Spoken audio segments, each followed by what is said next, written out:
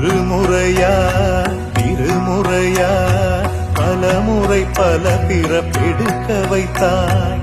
புதுவினையா பழவினையா கணம் கணம் தினம் என்னை துடிக்க வைத்தாய். பொருளுக்கு அலைந்திடும் பொருளற்ற வாழ்க்கையும் துரத்துதே. உன் அருள் அருள் அருள் என்று அலைகின்ற மனம் இன்று பிதற்றுதே.